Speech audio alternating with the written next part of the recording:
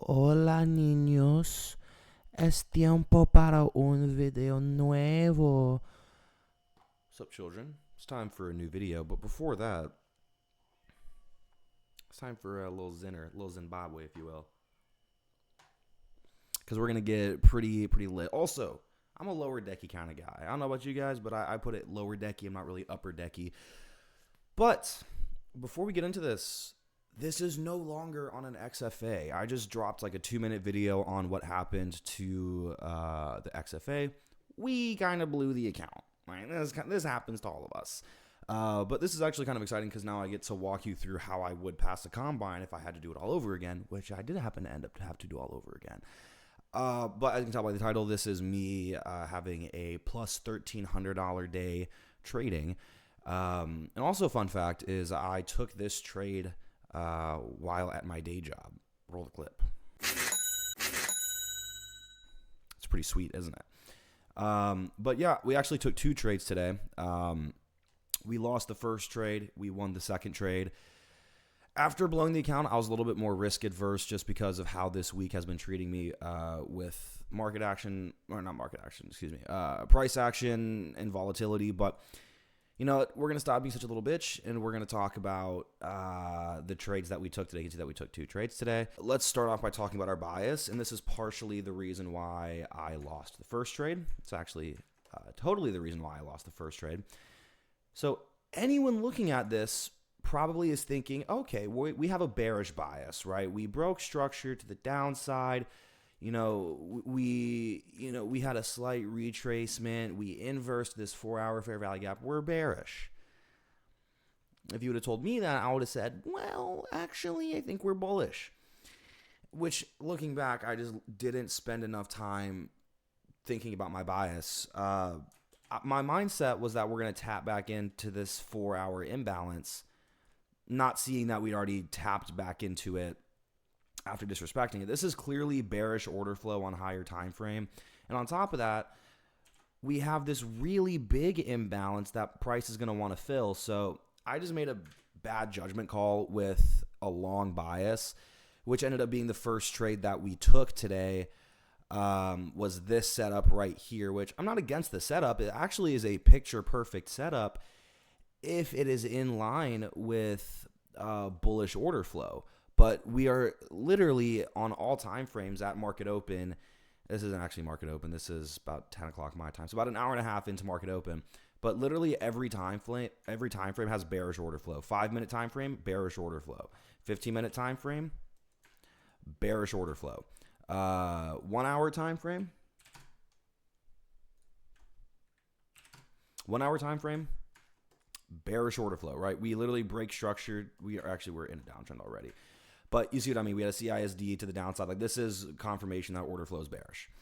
So I lost my first trade today simply because I didn't spend enough time thinking about my bias.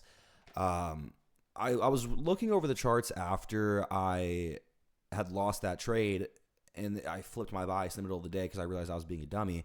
There were so many good trades for shorts today. I mean, a big one that stood out to me I remember was this right here. We had this order block right here, also making relative equal highs.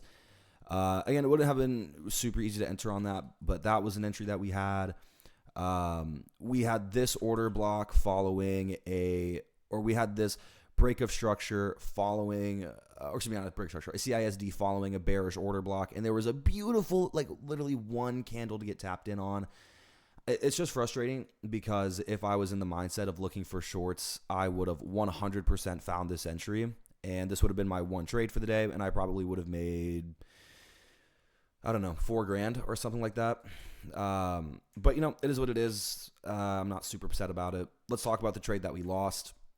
Again, I'm not against the setup by any means, but it does not fall in line with order flow. So the trade that we entered on was this 5-minute fair value gap inversion to the upside and then retracement down. We had a limit order, which is kind of how I like to take these fair value gap inversions because I can kind of I don't have to watch to press buy or sell. I can just be punched into the order. And then we immediately hit my stop loss. But again, I don't mind this setup. We had an IFVG on the 1 minute, on the 5 minute. And then on the 1 minute, we also inversed this fair value gap right here with, decent price action. We showed a little bit of bearish order flow, and we had decent draws on liquidity as well. We were targeting a 3R here. But this ended up being a losing trade, which is fine. I don't mind losing a trade throughout the day. I max out at 2 trades per day, so I started looking for my second entry, which was bearish. There was a couple opportunities for me to enter earlier and find better trades, but I ended up really liking this setup right here. If I'm not mistaken, there wasn't much confirmation on higher time frames outside of overall bearish order flow. And I was kind of just fiending for an entry. I was like, I know price wants to go lower. How do I get in? Was essentially what I was thinking. It wasn't necessarily FOMO. It was more so of just, I know where price wants to go because we are clearly showing bearish order flow on higher time frames. And again, we had that really big 4-hour displacement. So what we ended up entering on today for our winning trade. So again, we have overall bearish order flow. We have this liquidity resting here. So we sweep liquidity, and then we also make relative equal highs right here with this big candle here and displacement to the downside. This is an order block that we entered on. So I saw the order block form, and then I set my limit order, and we got punched in down here actually for a 2.5R. We took profit 1 at this candle right here, and then we had take profit 2 at this candle right here. And again, this whole trade I actually took live. It is on my YouTube Shorts. And then, yeah, so where we're resting at after our first day on the new combine is 151,369. I didn't scale up as much as I should have on this trade, I feel like. I need to be taking a little bit more risk. So, for example, on this trade, if we get 1-to-1, or right here, this would have been 2 contracts that we sold, so that would have been 1,200. And then we had another 2 contracts running here. 2,000. So yeah, we would have made 3,200 minus 8. So it would have been more like a $2,400 a day if we scaled up a little bit with risk.